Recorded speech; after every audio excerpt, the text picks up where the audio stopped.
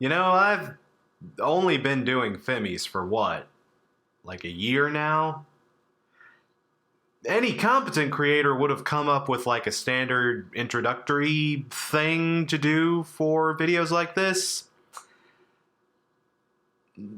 Too bad I'm not one of those.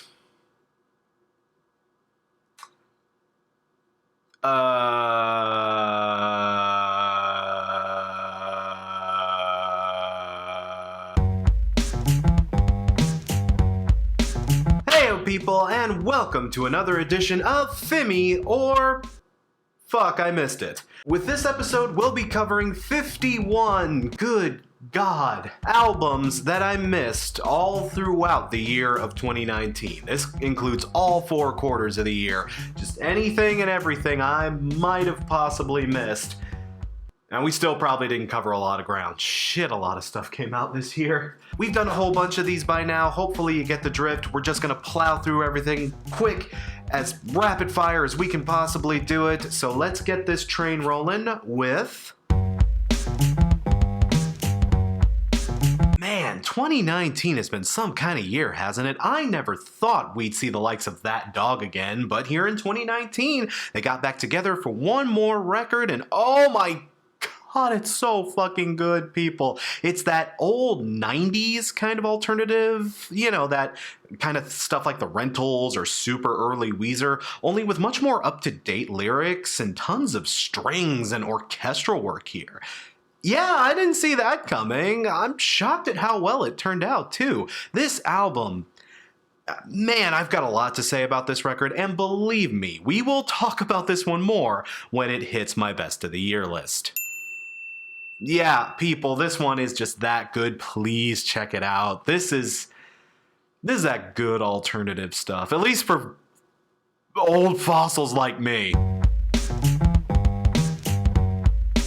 A very nice and crunchy sound on this new Norma Jean record. I always dug Norma Jean, but I would never say I've been like a super fan of any of their work. I mean, as far as metalcore goes, they are certainly a highlight of their specific genre, especially in the Christian metalcore scene, you know what I mean? These guys are just crazy good at what they do. And you know, it's kind of been a pretty dour year for Christian rock all around. But this is thankfully an exception to that rule. Norma Jean, still kicking ass. Even if it's not my favorite band, just, you gotta respect the Norma Jean here. You know, I've heard that some people are actually kind of down on this record. Apparently it's not as good as a lot of Refused older stuff, and it's drab and lifeless and boring, and I don't know. I listen to this record and I'm like, did we hear the same thing?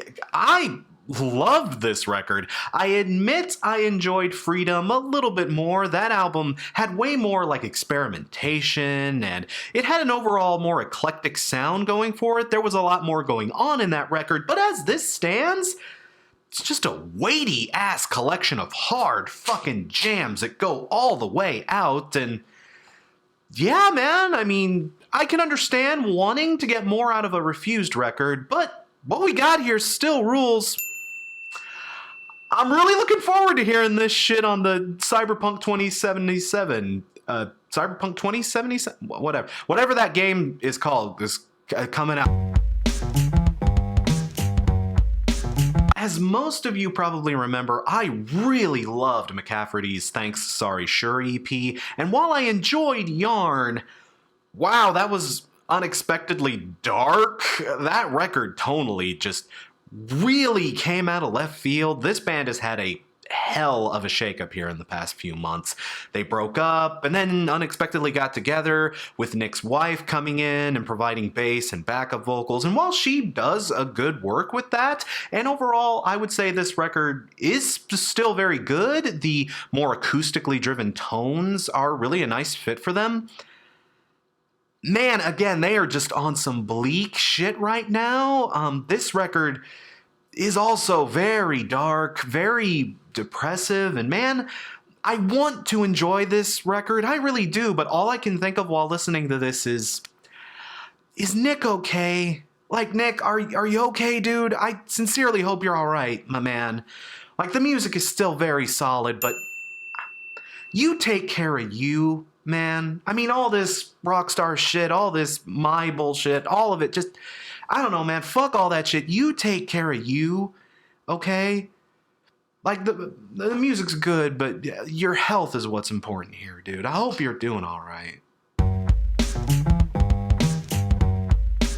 I really want to like this record more than I do, and to be honest, it's one of those records that while I'm spinning it, I do enjoy it. It's very atmospheric, very heavy, and very metalcore, but in a nice, like, djenty, kind of thuddy direction sonically. I like this record. I just can't remember shit from this record. Anytime I listen to it, it doesn't stick with me. It's in one ear, out the other, and I don't know. It has good performances, it has good lyrics and production. Everything about it is fine.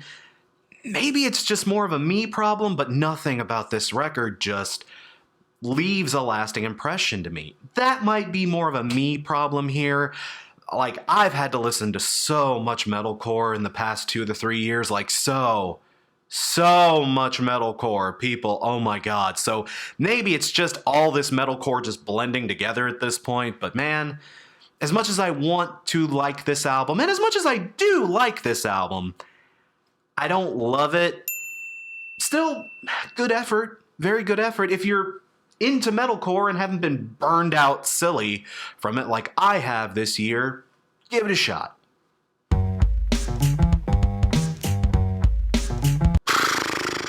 You know what, I'll say this much. Saint Asonia is probably head and shoulders above that husk of a thing calling itself 3 Days Grace these days. That doesn't mean this project is necessarily good. It just kind of sounds like a less energetic 3 Days Grace, frankly. It's super butt rocky, exceptionally bland, and I have almost nothing else to say about this record. Whatevs. Nice showing here from Bad Wolves. Great guitar work, nice percussion, terrific vocal performances from Tommy Vexed. Seriously, this dude has some chops, man. I don't think this album, though, has like that big breakout single on it. Like, this one doesn't have like a zombie like the last album had. Like, it's good, but if I can be that guy. I kind of don't hear a single on this. Still, very solid for what it is. And, you know, if you want me to throw some real shade here, Bad Wolves is what Five Finger Death Punch would sound like these days if they didn't suck. Hey, good on Bad Wolves. If you guys want to pick up that torch that Five Finger has totally dropped in recent years, I'm all about that. You know, I think I'm starting to get this band. They really brought a thick, deep, and pulverizing sound with them on this record. I wasn't as big on their prequel EP, whatever you want to call it, Micro, back earlier in the year, but this record really shows a more rounded view of what they're capable of. I think they're starting to grow on me. But man, do they need better production. Holy shit, the drums on this record sound like shit. No, they're being played fine. The beats and the rhythms are all great. They're just mixed so shittily. The snare drum sounds like someone's hitting a cardboard box. Holy fuck. The bass drums are also way in the back for some reason. Like, oh man, there's just production shit all over this record. I see potential with this band. They still have a few corners to iron out, but man, they are getting there. Just please someone get these guys with a producer that can do something with them. Oh, those are always the more tragic albums, you know. They could be good, but it's the little shit that keeps them from being great. Oh.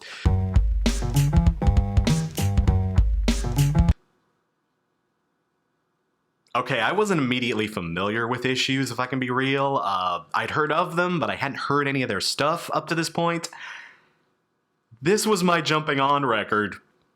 I literally just listened to this to see what all the fuss was about, and sometimes albums that are unusual or different or take a different path can get unfairly judged and maligned and hate mobbed by the crowd. But man, sometimes that angry mob is right. Ouch. Big ouch. Man, these guys are just continuing to deliver fucking fire from the gods. There are some good ass jams on this record, people. AJ Channer is just a fantastic songwriter and lyricist. And even one of the bigger bugbears I had with their last record, Narrative, how the rest of the band kinda wasn't rising up to meet the occasion, that's pretty much been cleared up as well. The band sounds great on this record. There's some interesting experimentation and instrumentation going on here. AJ does experiment with his vocal stylings a lot here. Like, he tries to play with his higher register on some songs, and it's not bad. It's not a deal breaker, but like, I don't know, AJ's just got such a powerful bellow, He's a great singer, a snarler, a kind of guy. It's kind of weird when he goes on a song and starts giving us all this none of it is like that bad. I'm just being silly buggers like I always do, but nah, man, fire from the gods. Oh, man, these guys are just continuing to deliver some just absolutely pounding, like absolutely thought-provoking, some real good shit. Like, please, for the love of God, now that Rage Against the Machine is coming back, get these guys opening for them on a tour with like Fever 333. Damn.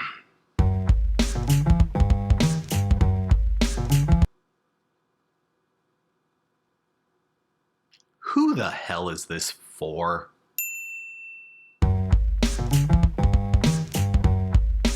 Andy, dude, I really wish you would quit calling this Gang of Four. This isn't Gang of Four. This sounds nothing like Gang of Four. You're the only person from Gang of Four in this version of Gang of Four.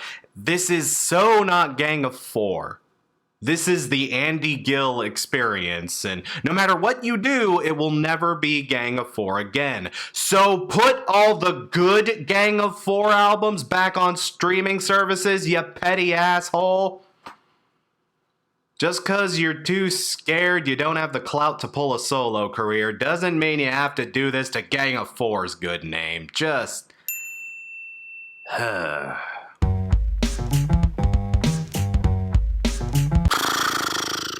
It's fine, I guess. I was kind of expecting more from one of the band's first records in like 5 years. I won't say it wasn't interesting with its blues and soul and gospel influences, but man, it's just so bland and wishy-washy and mediocre. Like, okay, hands up, who totally forgot about this record?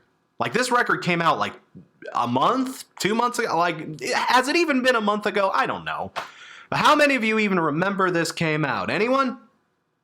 Yeah, that's what I thought. It's not much, people. Watch it still get nominated for like 500 Grammys anyway. Whatevs.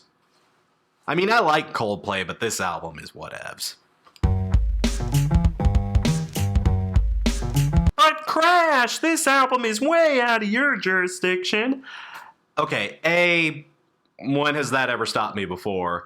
B, and C, look, this record really is as awesome as everyone says it is, and I want to give it a fair chance too, so, bam. You think I'm being cheeky now? You should see me in a crowd. I'm gonna... Okay, Crash, now you're really just fucking with us. I might be. I've said in the past that I'm no expert when it comes to hip-hop, but holy fuck, Brockhampton. God, they're just so weird and experimental and crazy good with melody and harmonizing and hook crafting and lyrics and just everything. Dude, like, Again, this is another one of those records I just want to give its due. Brockhampton is a group that can get you into hip-hop. I say give it a chance. If you're like one of the 12 people who hasn't already. Like I say, I'm a pleb when it comes to hip-hop, but, like, I know what I like. And I likes me to Brock. That's that good shit. I liked this album. Hell, you know me, I've been singing Bandmaid's praises for years here now, but I gotta admit it wasn't as good as her last couple of records, I think. It goes in some different directions. It has a strange opening track. It's kind of a mellow and softer record than I was expecting out of them.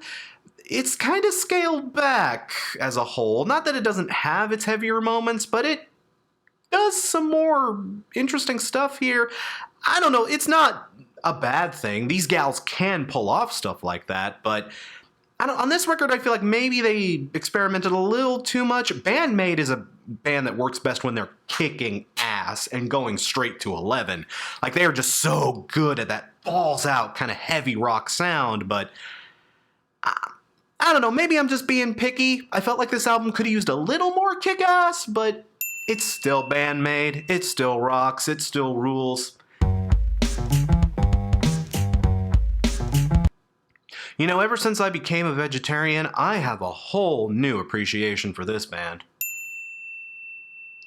Vegan Day!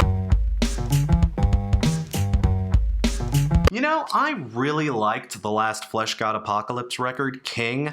I don't think I ever got much of a chance to really chat about that album when it dropped, but yeah, that was some good stuff. That was like a fucking opulent ass record. That was the kind of record I think about when I think of a Fleshgod Apocalypse album. That was Fleshgod Apocalypse in full Fleshgod Apocalypse mode. This, not as much. It kind of has the Bandmaid issue. They scaled things back just a teensy bit, and I don't know, not to a crazy degree. It's still a good Fleshgod Apocalypse album. I don't know, like, it's just like a little bit lesser than your usual Fleshgod outputs. I wasn't finding myself as drawn to this one as I was to King and some of their past stuff I've checked out. Still good. I don't know, this is just a tough year to compete too, so I don't know, if you're into Fleshgod, yeah, this is worth your time. Man, Alter Bridge have delivered yet again here. This album is incredibly hard, incredibly groove-laden. It's very punching and menacing, and it has just the right moments of downtime and a great ebb and flow between its sound styles. It's just a solid as hell record. Alter Bridge are kind of reliable like that. They don't necessarily mix up their formula too crazy often, but they know what they're good at, and they know how to expound upon what they do best, and they deliver with every record they release. It's not something that I think is necessarily for everyone, but hey, it's another solid as fuck Alter Bridge record for a solid as fuck year, and if you're down with that, hell yeah, I can recommend this. Alter Bridge are just out there doing the good shit, you know? It may not even be the best shit of the year, but man, they're doing the good shit. I love them for it. Yeah, I kind of had a feeling I was going to have to talk about this one after I made that joke in the Warm Rain review. Seriously, how weird is it that there are two bands just like that? All we need is like a lukewarm rain? Anyway, it's fine. Coldrain is fine, you know, decent metalcore that leans kind of into post-hardcore at times. It's good for what it is, I suppose. My problem with Coldrain is that, especially for a Japanese band, they kind of don't stick out. I mean, look at all the other Japanese bands I've covered on this show over the years. Say what you want to about some of them, but they all have their own thing that makes them stand out in one way or another. If it's either a sound or just something as simple as a gimmick, a Japanese band, you know kind of what to look out for. And Coldrain, I don't know, they just don't do anything that makes them really stick out. I mean, especially now that all their lyrics are in English, it would be tricky to tell these guys apart from a lot of other metalcore acts out there. They don't have that thing that makes them really, really unique, at least not in my ears necessarily.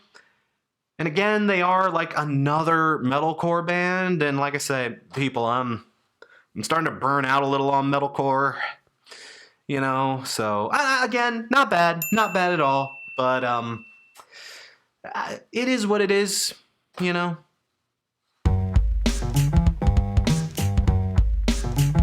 Can I be real with you good people? I'm also starting to get sick of mathcore here. I don't have anything against the genre or anything, but it's just something that's so overdone these days. I get like 5 mathcore albums requested to me like every other week, it seems. There's so much mathcore out there. I'm starting to burn out on this too, people. Like, frankly, it's hard for a mathcore record to stand out as anything unique or interesting in these oversaturated times. Like, holy shit. This record, though, it still sticks out in some very, very good ways. Like, goddamn, even though I'm starting to burn out on mathcore, Tiny Moving Parts, they are just so good at this.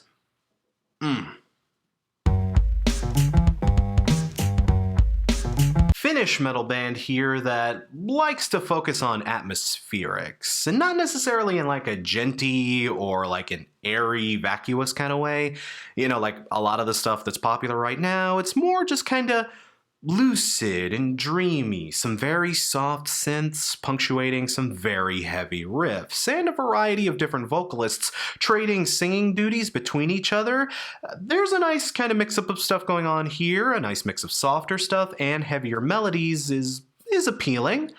It has its dips in places, though, and most of the lyrics are in Finnish, so stuff like that could be a barrier for some of you, but fans of stuff like Swallow the Sun, Pain of Salvation, stuff like that, I can recommend this, you know, decent stuff. Maybe not stellar, but decent. I'm willing to go for decent. Y'all like queercore? Because this is queercore with a capital gay. Like really bouncy, riot girl ass punk rock with its foot slammed firmly on the gas. Loud, punchy, and downright explosive in moments, with lyrics detailing the queer and the non-binary experience. It's a record that is great, but it's also sadly short. This album is over before it even gets started, but God, I know I've got a fairly decent, like, trans and non-binary audience. Like, those of you that are down with a poppy, energetic, punk as fuck vibe, y'all, these are some dykes to watch out for. Why did I make that joke? That was the stupidest joke I could have made. This, sure is metalcore, all right? Again, that's not entirely fair. I would say these guys are on the better side of the metalcore conversation. They incorporate a lot of melody. It's hookier than a lot of other metalcore acts I've heard this year. And looking up the band's bio, apparently they were more of a straightforward hardcore band once upon a time. And you know, I can kind of hear that here on this album, you know? I do indicate that that's a part of their sound, but again, I've heard so much metalcore this year all. Help. I can recommend this, but only to those of you that are still really into metalcore. Again, this might just be more genre burnout speaking, but it's solid, if not like amazing or anything. You know, a good effort. Good effort, nevertheless. Speaking is hard. Why do I do it? Okay, so imagine if Black Sabbath was founded like 20 years too late and was an all-girl band. Not a bad little outfit here. Late 60s, early 70s inspired psychedelic metal, deeply influenced by the likes of like Sleep and King Gizzard and some of those other guys that are doing some of the retro throwback stuff. Especially for those of you in like the stoner metal scene, this is worth checking out. I don't know, I feel like I've heard so many 1970s throwbacks here lately. That's starting to get kind of played out, isn't it? Like, I mean, all these acts that crib from the 70s, can we pick a different decade to knock off here, please? I mean, if I hear another album that hashtag sounds like Black Sabbath, I'm gonna have a kvetch. Wow.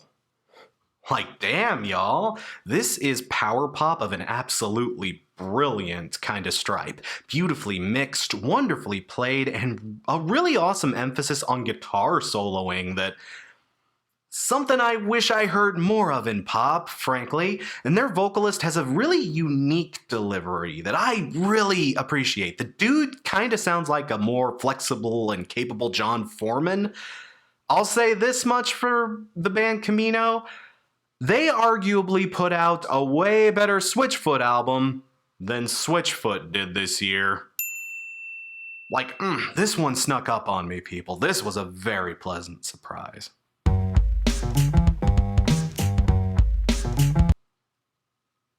Somebody actually requested this. You know the Trogdor board game that recently came out? Well, the Brothers Chaps, in lieu of just releasing like a standard rule book, actually recorded an EP of all the Homestar Runner characters singing the rules of the game to you. Look, as a huge Homestar Runner fan, I don't care that it's just a great big goof. I love this dumb little thing. Big Knife has a song on it. How can you not love this?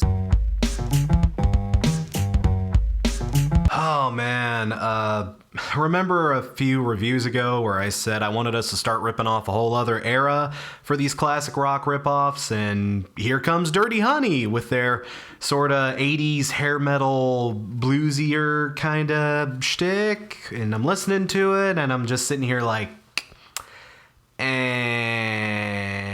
I guess I need to be careful what I wish for. I mean, I wasn't feeling this, guys. I'm sorry. You know, I wasn't super big on the new Lagwagon record back when that dropped, but apparently Joey Cape also put out a solo record this year. Busy guy, but I will admit I kinda dig this a little bit more than that last Lagwagon. It's still not fantastic or anything, but Joey's breathy, weathered kind of vocal style fits this more acoustically driven singer-songwriter style of music more than like the skate punk thing does. You know, credit where it's due. It's okay. Yeah, it's okay.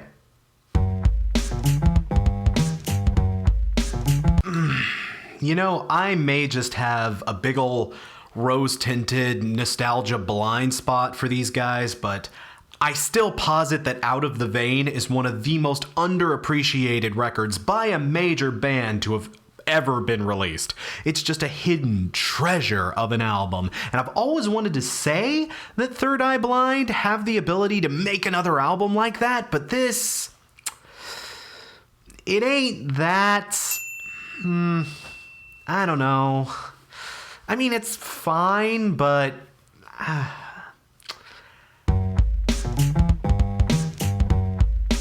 Okay, so Japanese power metal. Not something we see a ton of necessarily, at least not in this flavor. This is very European style power metal. Broadswords out, pecs oiled, full beef style power metal, you know what I mean?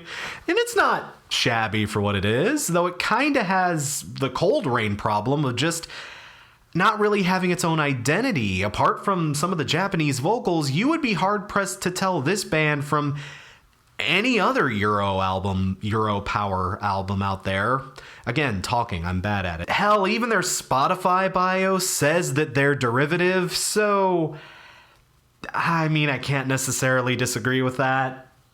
But, you know, it's fine for what it is. Again, I just wish it had more identity. So many Japanese bands I listen to just scream Japan. This just screams, we wish we were Europe.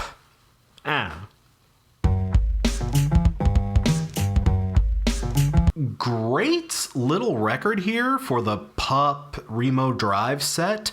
Pop punky but earnest and loud as hell. I definitely say try this out. This is some good stuff, and it's the kind of stuff I particularly tend to like. I might have to keep my eye close on these guys. I don't know if it's album of the year material, but it's solid, very solid stuff nonetheless.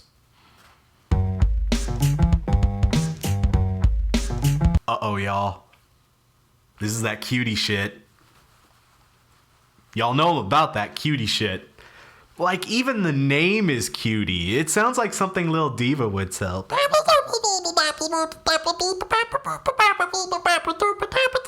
It's weird hearing me say the gremlin voice without the gremlin being there, isn't it? But no, I dug this, you know?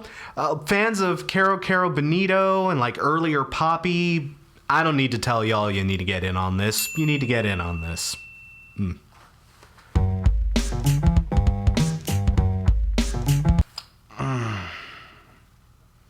God, I miss Leonard Cohen. What a hell of a note to go out on, people.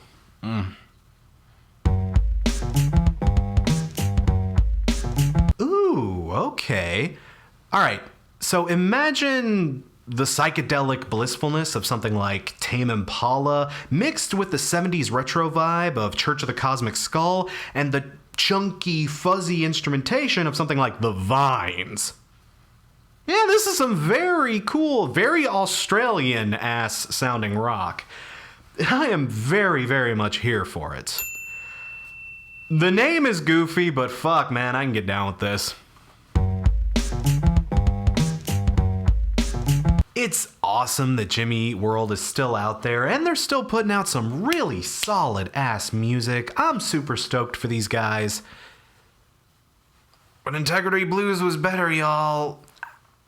Is that a hot take? I feel like that might be a hot take, but I don't know. That album had more going for it than this. They're both solid records, but I think Integrity Blues had a bit more... I don't know, that had such better lyricism, and God, the tone they were going for on that record was just so soulful and touching. This is still a solid as hell album, though, and, you know, I get the hype behind it. Like, Jimmy is still out there doing solid work, so... Go, Jimmy, go. Oh no, this was that band that had that really awful cover of Crawling on that Songs That Saved My Life compilation. Oh dear, what is this gonna sound like? Oh, okay, they sound so much better doing their own stuff than they do covers. Like, wow. Okay, that's a big relief. Whew. Synth pop that's a little bit disco and a little bit yacht rock, and I bet half my audience turned right the fuck out after that description. But you know, honestly, it's not too bad for what it is. I'd say give this a chance. It's funky and catchy, and I don't know, even though those aren't necessarily the most appealing genres, I still say give this a shot. There's some interesting stuff going on here. You know what we don't really see a whole lot of? All-girl metalcore acts. That seems kind of weird, right? It feels like there should be more of that. That should be more of a thing, shouldn't it? But yeah, another new metalcore act here out of Denmark. Plenty of decent playing and songwriting here. Held back by some woeful production. Again, that's always the worst, but... Oh, this album is just mixed like hot ass people. Like, real talk, there is some definitive talent here, and this gets a recommendation if you can see past the rough edges, but man, like Jinjer, it sucks when good artists are held back by miserable production. Like, again, good stuff if you can look past some of the more superficial flaws.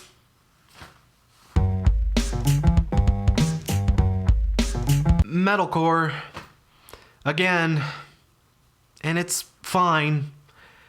Again, like, it's fine. It's okay. I really don't have much more to say than that. It's fine. That's really a problem here. God, so much of the stuff I've had to cover in this genre. Okay, can y'all do me a solid in the upcoming year? Can we, like, request fewer of these bands? I mean, I get it, it's a popular genre, but I don't know, man. I've heard so many acts that sound just like this, and, like, I promise you, if you're thinking, well, the band I like does... my band does it better than others. It probably doesn't. It probably doesn't. I'm telling you this just from the bottom of my heart. Like, I know you think it does, but I have to listen to most of these bands, and God, so many of them just sound like each other. And like, if I have to say to another fucking album, if you like Code Orange, you'll probably like this again in 2020, I'm gonna lose my shit. So, like, it's fine. Nothing against the band, nothing against the album itself, but I am experiencing some major fucking burnout here, so... so much metalcore, so much...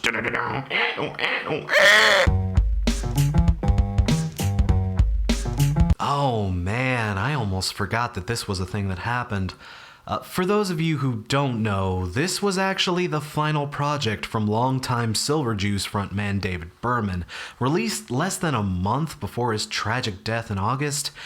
From what I understand, this record was an uphill struggle to make, and Berman chronicles a lot of that personal turmoil and strife that was going on in his life at the time of writing, and man, this is not a happy record because of it. It's not big, bright, sunshiny, that nice little ray of hope to close a career out on. It's not that, but it's poignant and powerful, and it does hit you in the feels at just the right places, you know? It's not the easiest of listens. It's like a Father John Misty record in some respects, but I don't know, if you're willing to tolerate that, the kind of heaviness of this record, man, it's worth it. And you know, again, it's a nice note to kind of end a legacy on, man. Rest in peace, Berman. Rest in peace, man.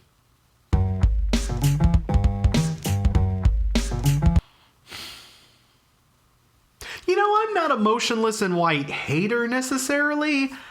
It is what it is. And y'all know me, I'm always down for a good gothcore, a good spoopy boy jam, you know, I'm down for that, but you can do much worse than Motionless in White, but you can also do much better.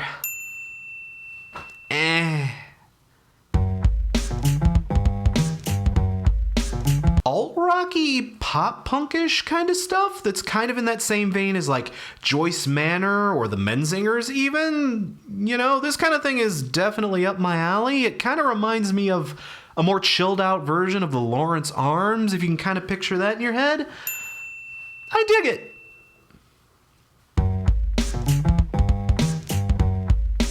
MDM with some terrific drum work, guitar shredding, and a very flexible and menacing female vocalist behind it. These guys are apparently just starting to break. They don't even have a full album out yet. And, you know, all I could think of while I was listening to this was, God, ooh, I wish the last Arch Enemy sounded this good. Keep an ear to the ground on these guys. This is some good, heavy shit. Again, this is one of those records I wanted to like more than I actually did. I have a lot of nostalgia for the better pieces of Silver Sun Pickup's catalog, but man, this record just left no impression on me. I listened to it when it came out. I listened to it again for the FIMI, and again, it's in one ear, out the other. It's a Silver Sun Pickups record. Unless you're a super fan, there's not really much going on this album that you're missing out on. Fine, but don't sweat it. This is some proto-Danzig shit, and it's the kind of stuff that tries to be all dark and sinister, but is really just more... Infinity, the wild hunt, to claim the child inside your gut. silly, and the playing is nothing special. I mean, it's not terrible, but I think these guys come off as more goofy than they're probably intending to.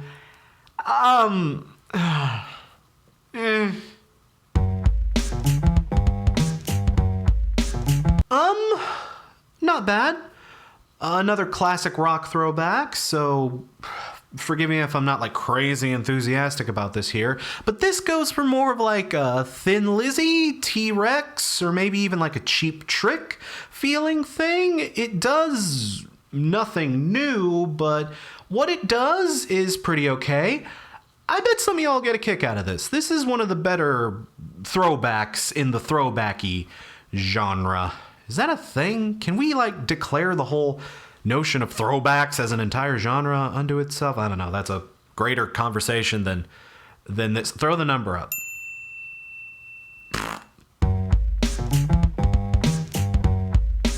Good stuff for people into like Evanescence, Nightwish, the more melodramatic goth set. If you're into stuff like that, this will totally be your bag. Outside of that, though, it's fine.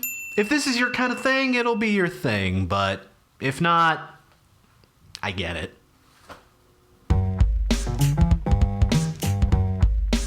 So, Tropical Fuckstorm, God, I love that name, is a band I'm kinda late to the party with. I missed out on their last record, but I've had the chance to spin both of their releases up to this point, and I get what they're kind of going for. They're a strange act that obviously draws a lot from stuff like King Gizzard and Gorilla Toss. It's kind of atonal and chaotic, but in like a pleasing kind of way. It's not gonna be for absolutely everyone. This band is maybe a little overhyped by some people. Like, they're no King Gizzard.